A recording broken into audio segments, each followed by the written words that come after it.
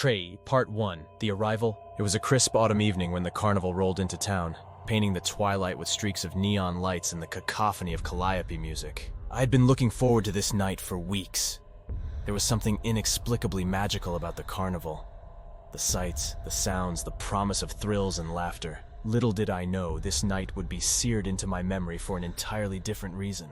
As the sun dipped below the horizon, the carnival came to life, buzzing with the energy of excited children and their parents. The air was thick with the scent of popcorn and cotton candy, mingling with the earthy aroma of the damp ground. My friends and I darted from one attraction to another, our laughter echoing through the night. It was near the old Ferris wheel when we first saw him, the clown. He was standing under a flickering street lamp, his tall, lanky figure casting an eerie shadow on the ground. His face was painted in garish white, with crimson lips stretched into an unsettling grin. His eyes, dark and hollow, seemed to follow us no matter where we went. There was something about him that made my skin crawl, but my friends brushed it off as just another spooky act to enhance the carnival's allure. "Come on, it's just a clown," Mike said, tugging at my sleeve. "Let's go to the haunted house." Reluctantly, I followed, but I couldn't shake the feeling that those eyes were watching us. Watching me. The haunted house was a labyrinth of dimly lit corridors and cheap jump scares. We screamed and laughed, our fears dissipating in the comfort of each other's company. But as we emerged back into the open air, I spotted the clown again. This time he was closer, his grin wider, his eyes more intense. "Did you see that?" I whispered to Mike, pointing towards the clown. "See what?" "There's nothing there," he replied, his face a mask of confusion. I turned back, but the clown was gone. Had I imagined it? I tried to push the thought out of my mind, but a gnawing sense of dread settled in my stomach. The night wore on, and we continued to enjoy the carnival, though my unease grew with every passing minute. As we wandered through the games and rides, I couldn't shake the feeling that we were being watched. Then, as we approached the carousel, I saw him again. The clown was standing just beyond the entrance, his eyes fixed on a small girl who had wandered away from her parents. Before I could react, he beckoned to her with a gloved hand. She hesitated, then stepped towards him, her face a mix of curiosity and fear. "Hey!" I called out, my voice trembling. The clown's head snapped towards me, and for a moment, I felt paralyzed by his gaze. He whispered something to the girl, and she seemed to snap out of a trance, running back to her parents. The clown melted into the shadows, disappearing once more. "What is wrong with you tonight?" Mike asked, frowning. "You're acting weird." "Didn't you see him?" I insisted. "The clown, he's not right." "Let's just go get some funnel cakes," Mike suggested, clearly trying to lighten the mood. But as we walked away, I couldn't shake the feeling that something terrible was about to happen. The clown was out there, and I had a sinking suspicion that he wasn't just another harmless performer. The night wasn't over yet, and I feared that the real horror was just beginning. Halter Part 2, The Disappearance. The night continued, but my mind was preoccupied with the unsettling presence of the clown. My friends, oblivious to my growing anxiety, pulled me along to various attractions. We laughed, screamed, and indulged in sugary treats, but the unease gnawed at me relentlessly. As the clock struck 10, the crowd began to thin out. Families with young children headed home, leaving behind groups of teenagers and thrill-seekers eager to squeeze every last drop of excitement from the night.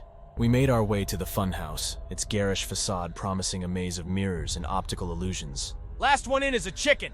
Mike shouted, dashing ahead. The rest of us followed, our footsteps echoing in the narrow, twisting corridors. Inside, the funhouse was a disorienting blend of flashing lights and distorted reflections. Laughter and shrieks bounced off the mirrored walls, creating a cacophony that added to the surreal atmosphere. I was momentarily distracted by my own warped reflection, but then I saw him again. The clown. This time he was standing just inside of the entrance, his gaze locked onto mine through the maze of mirrors. Heart pounding, I turned a corner, hoping to lose sight of him. The funhouse's twists and turns played tricks on my perception, and soon I found myself separated from my friends. The air grew colder, and the laughter around me seemed to fade into an eerie silence. "Guys," I called out, my voice trembling. "Where are you?" No response. I pressed on, my footsteps quickening with each step. Suddenly, I heard a faint sobbing. I followed the sound, rounding a corner to find a young boy, no older than 7, standing alone. His face was pale, and tears streamed down his cheeks. "Hey, are you okay?" I asked, kneeling down to his level. I can't find my parents," he whimpered, clutching a small stuffed bear. "Don't worry, I'll help you," I said, taking his hand. "Let's get out of here and find them." As we navigated the maze, I couldn't shake the feeling that we were being followed. Every now and then I caught glimpses of the clown in the mirrors, his smile growing wider and more sinister. Panic set in and I quickened my pace, pulling the boy along. Finally, we emerged from the funhouse into the cool night air. The boy's parents were frantically searching the area, and their faces lit up with relief when they saw him. "Thank you so much!" the mother cried, scooping her son into her arms. I nodded, my heart still racing. I turned to find my friends, but they were nowhere to be seen. I checked my phone. No messages, no missed calls. My unease deepened. "Hey, have you seen my friends?" I asked a passing carnival worker. "Sorry, kid, I haven't," he replied, shaking his head. I wandered through the carnival, calling out their names. The vibrant lights and cheerful music now felt like a mocking facade, hiding something dark and sinister beneath. Just as I was about to give up, I spotted Mike's hat lying on the ground near the edge of the carnival grounds. I picked it up, my mind racing. Where were they? And why did I have the terrible feeling that the clown was somehow involved? As I stood there, clutching Mike's hat, I felt a cold hand on my shoulder. I turned, and there he was, the clown, his smile now a grotesque leer. "Looking for your friends?" he asked, his voice a chilling whisper. Before I could react, the world around me seemed to spin, and everything went black. Part 3. The Revelations. I awoke to the sound of distant laughter, but it was hollow and echoed unnaturally like a recording played on a loop. My head throbbed, and I struggled to piece together what had happened. The air was cold and damp, and the ground beneath me was hard and uneven. I opened my eyes and found myself in a dark, cramped space. The faint light filtering through cracks in the wooden walls told me I was inside some kind of small enclosure. Maybe a storage shed or a trailer. Panic surged through me as I remembered the clown's malevolent grin and my missing friends. I forced myself to breathe slowly, trying to calm down and think clearly. I felt around in the darkness, my fingers brushing against cold metal and rough wood. There was a door, but it was locked from the outside. "Help! Someone help me!" I shouted, banging on the door. No response. The distant laughter continued, now accompanied by the faint sound of carnival music. I had to get out of here. I searched my pockets and found my phone, but it was dead. Great, just great. I took a deep breath and focused on the task at hand. If I couldn't break down the door, maybe I could find another way out. I felt along the walls, searching for any weakness or hidden opening. My fingers found a loose plank, and with some effort, I managed to pry it free, creating a small gap just wide enough to squeeze through. Outside, the night was eerily quiet. The carnival lights flickered in the distance, casting long shadows across the empty grounds. I crept along the edge of the carnival, trying to stay hidden. I needed to find my friends and get out of here, but I had no idea where to start. As I moved through the shadows, I caught sight of the clown again. He was standing near the entrance to a large tent, his back to me. The tent was adorned with faded, tattered banners that read, "The Great Malvino's Magic Show." My heart pounded as I watched him disappear inside. Summoning all my courage, I followed. Inside the tent, the atmosphere was thick with anticipation.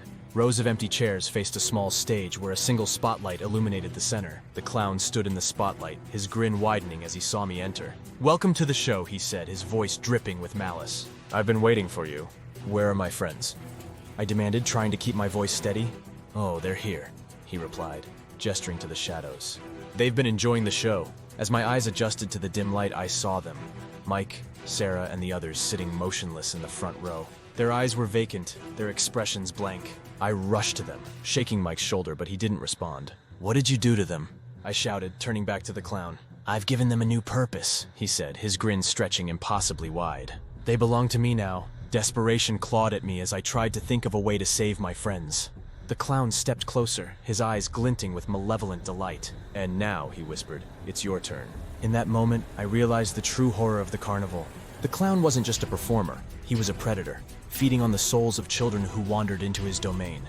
And I was his next victim, but I wasn't going down without a fight. As he reached for me, I grabbed a nearby chair and swung it with all my strength. The chair shattered against his chest and he staggered back, his grin faltering.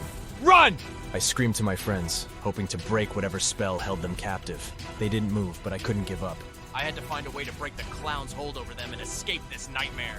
As the clown regained his balance and advanced towards me, I knew the battle was far from over. Hashay, Part 4, The Final Showdown. With adrenaline coursing through my veins, I scanned the tent for anything that might help me fight the clown. My eyes landed on a table filled with props, an array of seemingly innocent magic tricks. I grabbed a wand, not knowing what it could do, but hoping for any edge. The clown laughed, a sound that chilled me to my core. "You think you can defeat me with that?"